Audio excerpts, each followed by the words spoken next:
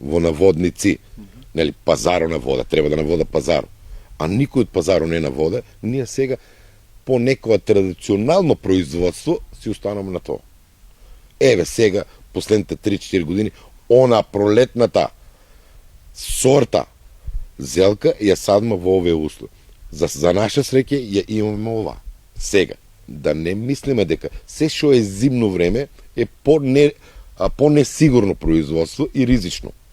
Арнума можеме да се преориентираме со загревање, со осветлување внатре, со цела технологија кој треба да ја има и ја имат странците, ама за жал ние земјоделците не сме мокни тоа да го само инвестираме внатре.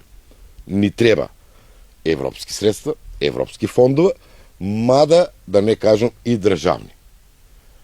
Во Европа, за жал ние не сме во Европа, самите држави, значи, пример, сега, еве, една Италија, една Холандија, една Германија, они се европски држави. Арном, кога ќе инвестират во земјоделие, колку повеќе инвестира владата во земјоделие, толку повеќе дава Брисел пари.